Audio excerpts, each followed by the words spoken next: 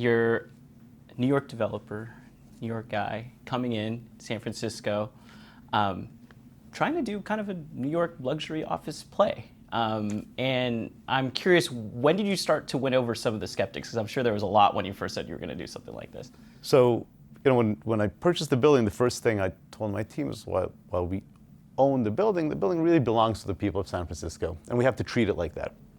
And that comes with a lot of responsibility, but also an opportunity to do something really different. I think the people of San Francisco realized when we presented what we're doing here, that we're really doing something unique here. We're trying to bring life to downtown San Francisco in a time of much need. But we're also doing it while respecting the most important building that belongs to the people of San Francisco, but making it relevant and making it ahead of its time for the next 50 years, as it was when it was built. This is the most important building in San Francisco. It's the most famous building in San Francisco. But meanwhile, nobody ever comes here. Like, nobody comes to the park. We have a park. Look at this beautiful park. Nobody comes here. We're opening the park. The park is going to be open to the public. Right? And it was always open, but nobody came because there's nothing to do here. Now we have restaurants, we have shops, we have ice cream shops, we have art programs. And we're going to announce all those as we open them early next year. A lot of people wrote off the city. A lot of investors did, a lot of businesses did. True. But how is the conversations changing now? San Francisco has an unbelievable way to reinvent itself. And right now, what is going to change the world, which is AI, right? I mean, that is going to be the savior of San Francisco office. But what you haven't addressed, which is not a San Francisco issue, is all these empty buildings. Now, why are there empty buildings? Because there's no tenants, or because the buildings have expired? And I think that the next thing that we're going to see in commercial real estate, and it's going to take a decade, kind of is, as you call it, the refresh of the building.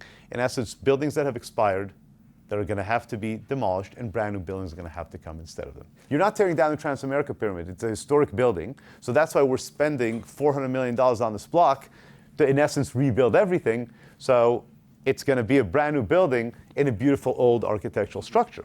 But most people don't do that. I truly care about people's environment. I think that the office environment has always been an afterthought in many cases. And I've always said that there shouldn't be a line or a divider between your experience at home or your experience at your office. COVID proved that is the case, and just accelerated something that I said will happen in the next 10 years. It happened in 24 months because after COVID, everybody realized, we actually care about our office environment. What's kind of the headline that you want to read in the next year about where things are at, either in San Francisco or what's happening here? First, I'd like to read is facts and not headlines that just sell newspapers. But I think I would be happy if I read that Mayor Breed met with Elon Musk and he's bringing Twitter headquarters back, or things where you feel like some of the big companies that were negative about San Francisco that have turned the corner and come back, because people are coming to San Francisco. But I think that again, because of some of the big names that departed, that created a lot of negativity, and people feel like they lost confidence in San Francisco. So I'd love to see the confidence come back. And as you know, it's a snowball effect.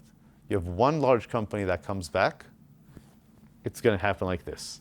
It's the same thing that happened with going back to work. So I do say, and we'll sit here a year from now, and and I'm sure that we're gonna see that. I have 100% confidence. The posture that the city has had, I mean, we can even talk about the pyramid, the posture the city has had to the pyramid over its history, but to business, it has often an antagonistic relationship. Have you sort of seen changes on that, or what do you think needs to change on that front? There's a bit of, as you say, antagonistic, maybe arrogance, that we're San Francisco. I also live in New York. We're New York, okay? Miami can tell you the same thing. Companies and CEO of companies have to feel the love from the city.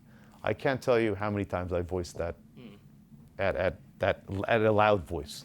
And when the city understands that companies need to feel loved, okay, and courted, everybody that is thinking of leaving was not going to leave, and some of the people that left might come back.